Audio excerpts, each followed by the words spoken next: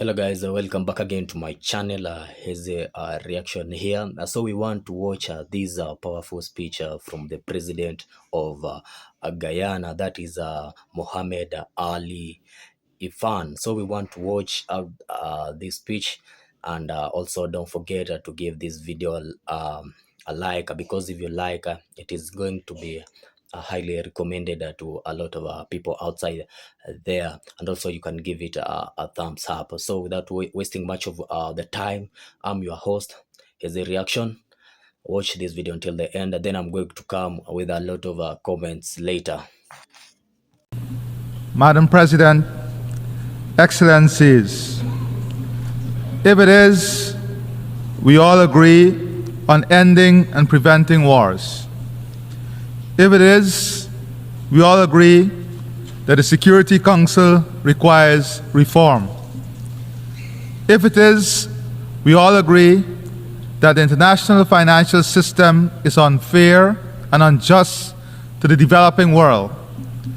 And if it is, we all believe in climate, food, and energy security, then what is stopping us from acting? We will all be doomed in the court of conscience for knowing what is right while ignoring what is wrong. Madam President, of the myriad of challenges confronting our world, climate change threatens our very existence, adversely affecting development across all countries. Rising sea levels and temperatures, severe natural disasters, and shifting and extreme weather patterns disrupt agriculture and food security, threaten water supply, and displace communities. These impacts are particularly devastating for small island developing states. Each year, we make the annual pilgrimage to COP, filled with hope for tangible outcomes. And each year, we are regaled and renewed unkept promises are the order of the day. This cycle of hope, followed by disappointment, cannot continue if the Sustainable Development Goals are to be met. We must break free from this pattern of empty pledges. We must unequivocally and immediately fulfill all pledges for the sake of our planet and the future of all its inhabitants. Let me tell you about my country, Guyana, a country that is 83,000 square miles, 86% of which is tropical forests.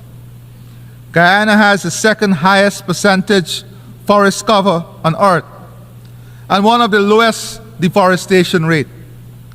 Our forest stores 19.5 gigatons of carbon and sequesters more than 153 million tons annually. According to WWF, Guyana is one of the world's most important countries for biodiversity density. It straddles two of the richest biodiversity zones, the Guyana Shield and the Amazon. As a country, we are dedicated to the preservation of this vital global asset. I especially salute the indigenous peoples of Guyana, the Amerindians, who are the foremost stewards of this great natural heritage. We recognize their leadership, and 15% of all revenues earned from carbon sales are directly transferred to our indigenous communities. Madam President, even with our newfound natural resource, oil and gas, it would require less than 20% of sequestered carbon to offset our emissions at maximum output. We have preserved our biodiversity and know its value. We believe it is only fair and just that this global asset be monetized in a fair carbon market. Today, I am pleased to announce the launch of a global biodiversity alliance. We will convene the first Global Biodiversity Alliance Summit in 2025, which will focus on creating a market for biodiversity credits, scaling biodiversity conservation debt swaps, accelerating biodiversity bonds, establishing a blueprint for biodiversity taxonomies, and promoting nature-positive action. We do not make this announcement by mere words.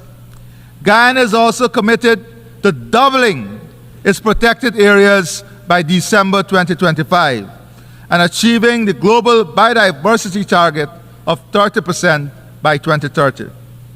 These are real solutions that Guyana is putting forward to address the global problem of biodiversity loss. We do not lecture, we lead by example without arrogance. Madam President, according to the UN Food Security and Nutrition Report, in 2023, an estimated 28.9% of the global population, 2.3 billion people, were moderately or severely food insecure. The primary causes were conflict and insecurity, extreme weather events, including those related to El Nino and climate change, and economic shocks. To effectively address food insecurity, we must take more concerted action to address its root causes, reducing conflict, mitigating climate change, and enhancing food production and trade in food commodities. By prioritizing peace and climate action, we can create environments where food systems, crops, and livelihoods are not threatened by conflict and weather extremes. In turn, enhancing food production and ensuring fair and efficient trade in food commodities can reduce food insecurity. So too can the full involvement of women and youth.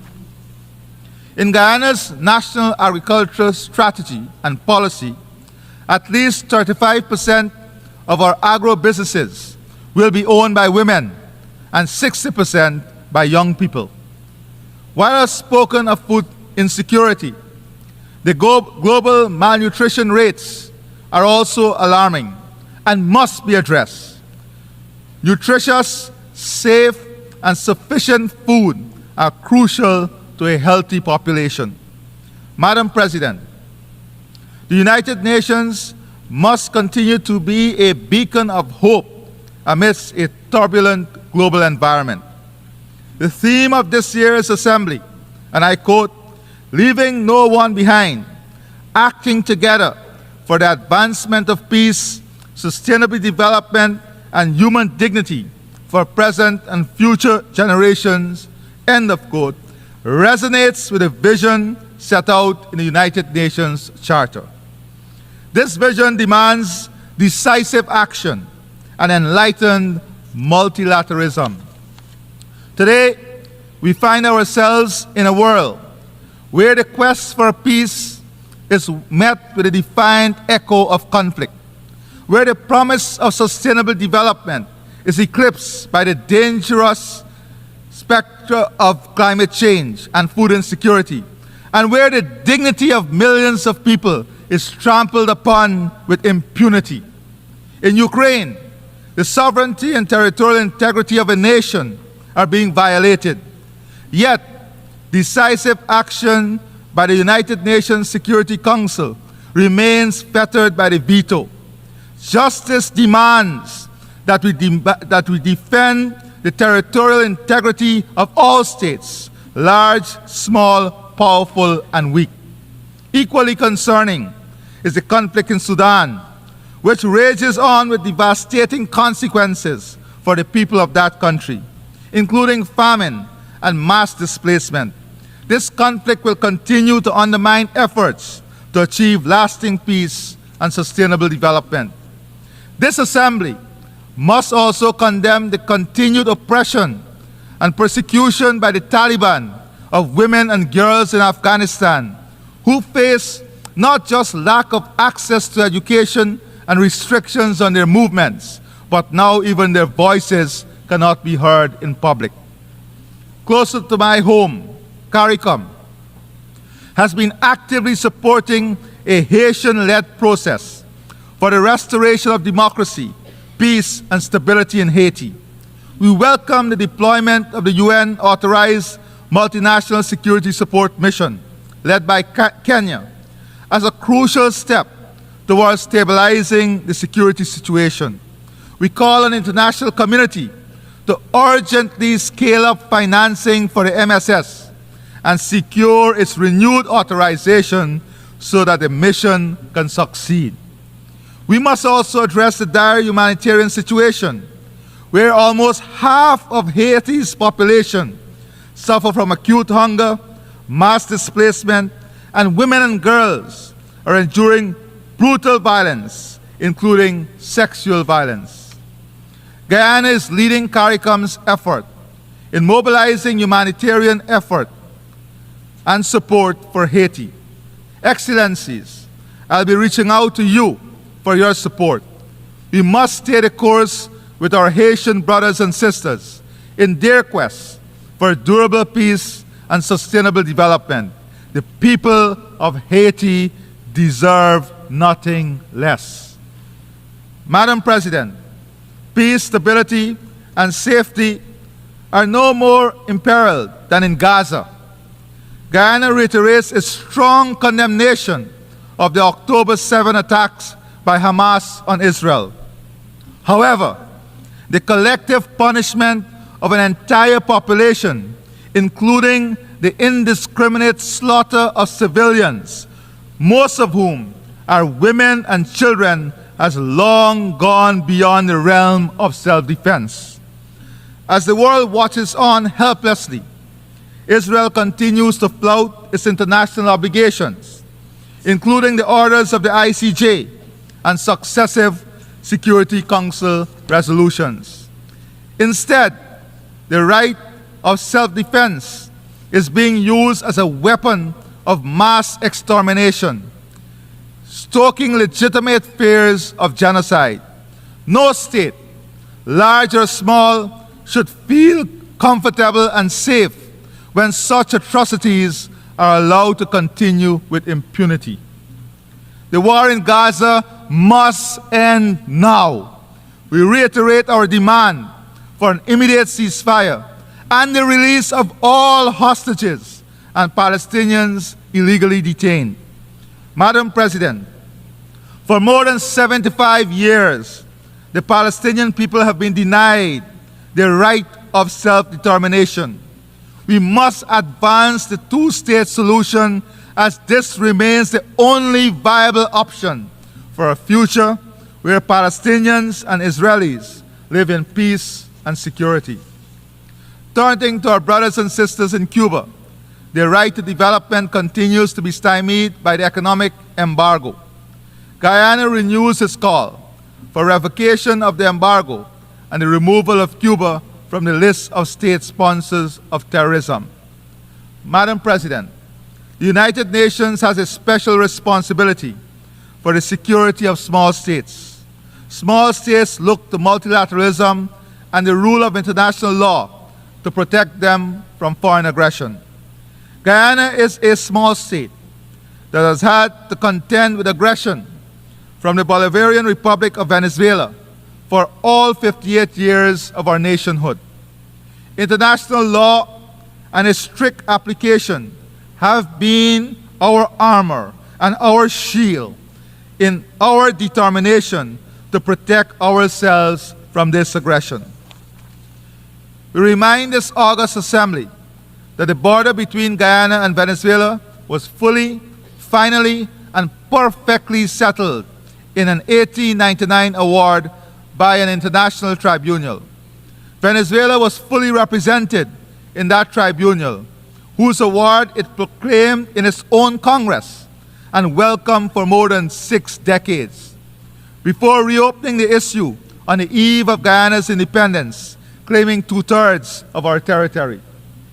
This controversy, initiated by Venezuela, was submitted by Guyana to the International Court of Justice in accordance with a decision of the United Nations Secretary General and consistent with our position to settle this matter by legal and peaceful means. In 2023, in light of intensified acts of aggression by Venezuela, the ICJ issued provisional measures stating that, and I quote, pending a final decision in the case, the Bolivarian Republic of Venezuela shall refrain from taking any action which would modify the situation that currently prevails in the territory in dispute, whereby the Cooperative Republic of Guyana administers and exercises control over the area, end of quote. After years of refusing to participate in the proceedings of the ICJ and stating that it does not recognize the jurisdiction of the court, the Venezuelan government has now submitted a counter memorial to Guyana's submission. We welcome Venezuela's decision to participate in the court's proceedings and express the hope that Venezuela will accept the decision of the court, as Guyana has long pledged to do. I reaffirm Guyana's unwavering commitment to a peaceful resolution of this long-standing controversy in full conformity with international law and the principles set forth in the United Nations Charter. Madam President, peace, development, and human rights are pillars of the United Nations. We all aspire for a form of multilateralism that is equitable, inclusive, and ensures that no one is left behind. Women's participation in leadership in private and public sectors are integral to this. There is a growing movement in the developing world calling for the democratization of global political and economic relations. The disproportionate concentration of power favors a few powerful nations, whilst marginalizing the voices and concern of the broader international community. Developing countries are justly demanding more inclusive and representative decision-making processes in institutions and organs such as the UN Security Council, the World Bank, and the IMF. The World Trade Organization must also be reformed to ensure fairer trade for developing countries. These reforms must go beyond fair representation and ensure that the policies and practices of these institutions align with the developmental needs and aspirations of all countries. In the emerging global order, we must ensure the United Nations remains at the forefront of global governance. If multilateralism is to trump unilateralism, the UN's role as the world's foremost multilateral organization is pivotal. With the necessary resources and resolve, the UN can ensure a future of peace, sustainable development, and human dignity. The future we seek, a future where no one is left behind, demands courageous action. The UN must fulfill its role as a custodian of greater global peace, the foremost promoter of sustainable development, and an unflinching protector of human rights, human dignity, and international law. And since the UN is all of us, this body of nations, this is a collective responsibility for us all. Let us not be found wanting. Let us act together for the advancement of peace, for the achievement of sustainable development, and the preservation of human dignity, now and for generations to come. I thank you.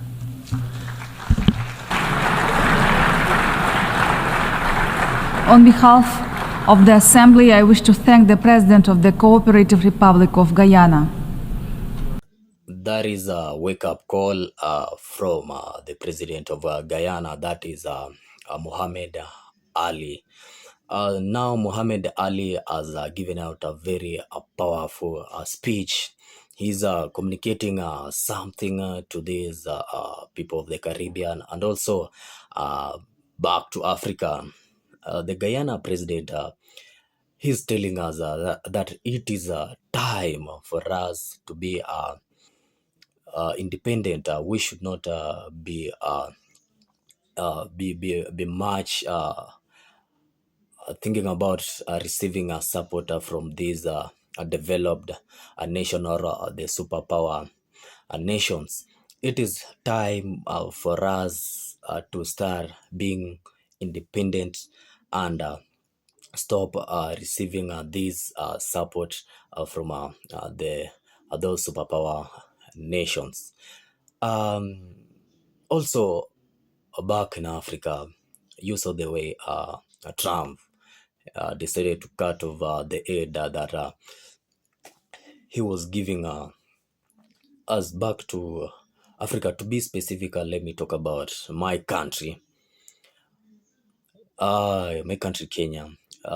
So we saw people complaining about why is Donald Trump cutting over those aids that he wanted.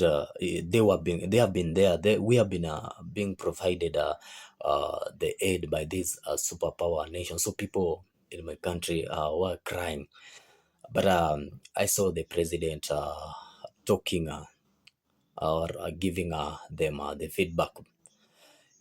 He stood and said that we have been depending to these superpower nations for long. So we have the resources. We can use our resources, even though I know that it is going to take much of the time so that we can be stable. But this is the only escape, or this is the only way that also we are going to make sure that maybe in the years that are coming, we are going to be a super power country, and also we can be able to also give aid to other countries. So there's this president of Burkina Faso. I'm talking about Ibrahim Traore. I do really like that young man, the courage he has. You saw what he did to those people, the French people who are in his country. The people who had came there, they were using their resources. They were taking everything that they had. When Ibrahim Traore stood up and he decided like these people are no longer going to be in my country, he just threw them away. So that is the kind of leadership uh, that we want also. And a lot of leaders, they should copy that from Ibrahim Traore, because we have enough resources. We can use those resources that we have with the time, because I know it is not going to be that much easy until you become stable. Also to my brothers and sisters in Haiti, we have been seeing what has been happening there. We have seen the way Haiti has been destabilized, and we have been seeing a lot of war going on there. I'm praying that they are going to come in line, and also they are going to be stable with time. So this is a call to all the Caribbean leaders, and also back in Africa, all the leaders, to know that this is a call that all of us should wake up as leaders, and stop receiving this much support that we are being given from these um, superpower nations. Because even if for how long are we going to receive this support? Because we have the resources. I don't deny about that.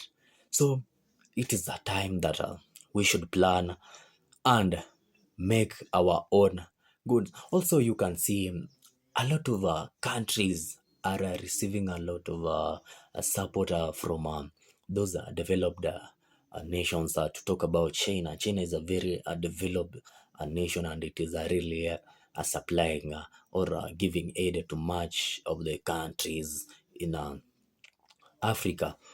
But also, I know that very well that this support is not a bad thing, but with the time, if we depend so much on these debts, also they lag our country down.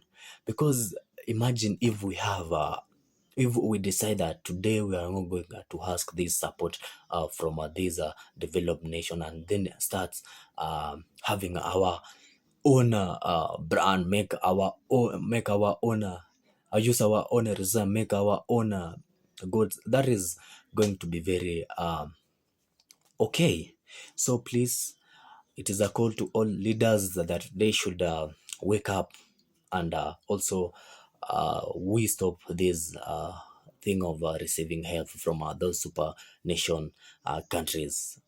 Otherwise, thank you for watching. I do really appreciate. Till next time.